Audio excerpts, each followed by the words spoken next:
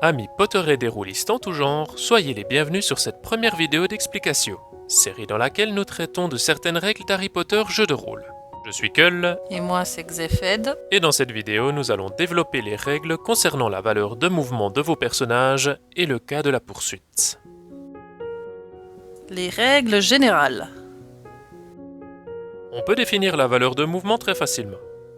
La valeur de mouvement d'un être, qu'il soit vivant ou non, représente sa capacité à se déplacer. Plus la valeur est haute, et plus ce dernier se déplacera rapidement. Inversement, plus celle-ci est faible, et plus il se déplacera lentement.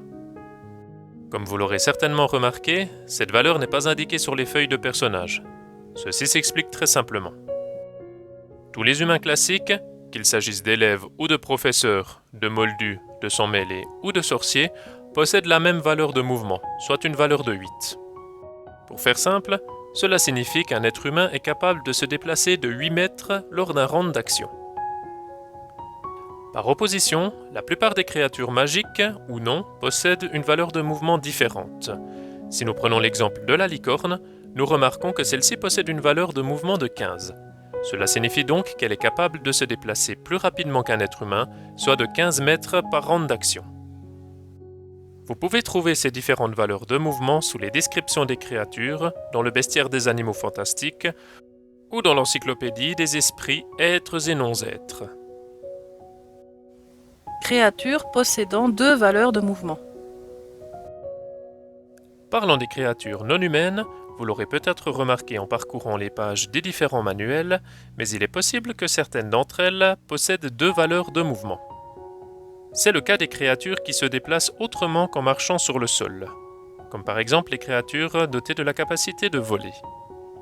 Si nous prenons l'exemple de l'hippogriffe, nous remarquons que celui-ci possède une valeur de mouvement au sol, soit équivalente à 15, et une valeur de mouvement en vol, soit une valeur de 20. Comme vous l'aurez compris, la valeur à employer dans ces cas dépendra de la situation de la créature. Si celle-ci se déplace au sol, on utilisera la valeur de mouvement au sol, et si elle se déplace en volant, la valeur de mouvement en vol. Le mouvement lors des combats. Certains joueurs et maîtres du jeu apprécient de découper les rounds d'action de manière très précise pour les phases de combat. Employant un quadrillage où chaque case représente 1 mètre environ, cela leur permet de représenter les obstacles du terrain, les déplacements des différents personnages et rivaux, ainsi que les actions entreprises. Dans ce genre de cas, il peut être intéressant d'utiliser la valeur de mouvement des personnages lors de leur déplacement sur le terrain, grâce au quadrillage utilisé. Prenons un exemple pratique de cette application de la valeur du mouvement. Dans l'exemple suivant, 2 élèves affrontent des lutins de Cornouailles. Ils ont pour but de les capturer, mais se sont fait confisquer leurs baguettes. Équipés de simples sacs en toile, ils désirent s'approcher d'eux pour les attraper. La valeur de mouvement des 2 élèves est de 8, soit un déplacement de 8 mètres qui équivaut à 8 cases sur notre quadrillage. Comme on peut le voir sur cette représentation, il est impossible pour les élèves de se déplacer directement jusqu'au lutin, à cause des obstacles sur le terrain. Plusieurs possibilités s'offrent à eux pour arriver à leur fin, comme on peut le voir ici.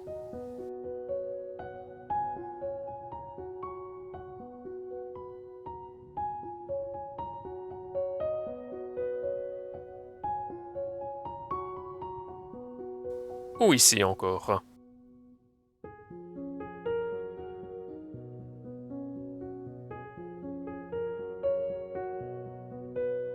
Seule interdiction, les déplacements ne doivent pas se faire en diagonale. Découper ainsi les combats possède des avantages et des désavantages.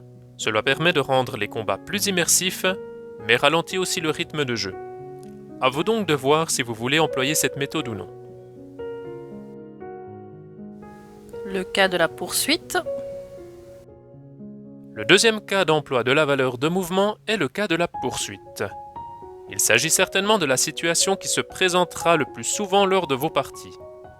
Que ce soit pour échapper à un préfet à la nuit tombée, ou pour rattraper un rival qui vient de vous lancer une bombe à bouse, les actions ne manqueront pas pour utiliser la poursuite. 2 cas de figure existent. Créatures avec des valeurs de mouvement différentes. Il s'agit du plus simple des 2 cas de figure. Dans ce cas, celui qui possède la valeur de mouvement la plus grande rattrapera celui qui possède la valeur de mouvement la plus faible. Dans ce genre de situation, on commence par évaluer à quelle distance se trouve celui qui sera poursuivi. Mettons dans notre exemple que 15 mètres séparent nos deux créatures. Le poursuivi est un élève et le poursuivant un groupe d'un autre élève. Comme nous l'avons vu, les humains possèdent une valeur de mouvement de 8, alors que les groupes possèdent une valeur de mouvement de 11. En appliquant les règles de la poursuite, le groupe finira par rattraper l'élève après un certain nombre de rounds. On calcule le temps que va mettre le groupe à rattraper l'élève de la manière suivante. La distance divisée par la valeur de mouvement du poursuivant moins la valeur de mouvement du poursuivi. Soit dans notre exemple 15 divisé par 11 moins 8, ce qui nous donne 15 divisé par 3, donc 5 rounds. Si rien n'intervient et que la poursuite se déroule comme prévu, le groupe rattrapera l'élève au bout de 5 rounds. Si on détaille les premiers rounds de notre exemple de poursuite, voici ce que cela nous donne. La situation initiale nous donne une distance de 15 mètres, comme nous l'avons déjà mentionné. Pour le premier round de poursuite, cette distance va diminuer. Pour le groupe, de 11 mètres, soit sa valeur de mouvement, et pour l'élève, 8 mètres, soit également sa valeur de mouvement. Les deux se déplacent de leur distance respective, et ceci termine le premier round de poursuite. Pour le deuxième, il nous reste 12 mètres. Encore une fois, le groupe se déplacera de 11 mètres, alors que l'élève se déplacera de 8 mètres. On procède comme précédemment. Le groupe avance de sa valeur de mouvement et l'élève en fait de même. On passe au round 3 et il nous reste 9 mètres à parcourir.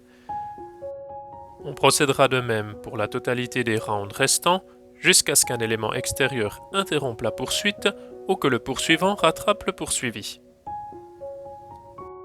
Créatures avec des valeurs de mouvement identiques. Si deux créatures ou êtres possèdent la même valeur de mouvement, il est impossible d'utiliser le cas cité précédemment. Dans ce cas, on peut utiliser les valeurs de constitution pour déterminer quel personnage arrivera au bout de son endurance en premier, mais, personnellement, je préfère laisser un peu de place au hasard en utilisant la compétence athlétisme des personnages. Nous sommes ici dans le cas d'un jet en opposition, chacun des deux personnages effectuant un jet d'athlétisme pour voir qui remportera la poursuite. Celui des deux qui obtiendra la meilleure différence entre sa valeur de maîtrise et le résultat de son jet de dés, remportant la poursuite. Prenons un exemple. L'élève A désire rattraper l'élève B. Il effectue un jet sous sa compétence athlétisme dont il possède une maîtrise à 40%. Le second élève fait de même, mais avec une valeur de maîtrise de 50%. Le premier obtient un résultat de 25, soit une différence de 40 moins 25, 15. Le second fait de même et obtient 44, soit une différence de 50 moins 44, qui équivaut à 6. L'élève A remporte le duel de jet de dés, et donc le jet en opposition. Il rattrape donc l'élève B, mais cela ne se fait pas en un round d'action. Comme d'autres compétences, par exemple bibliothèque, effectuer un jet d'athlétisme peut se faire sur plusieurs rounds d'action. C'est au maître du jeu de décider du temps que la poursuite durera, et de la nécessité de faire un second jet en opposition le cas échéant. Il peut aussi se baser sur les valeurs de constitution pour dire lequel des deux personnages s'épuisera en premier en cas de jet très proche. Utilisez un point de fougue lors de la poursuite.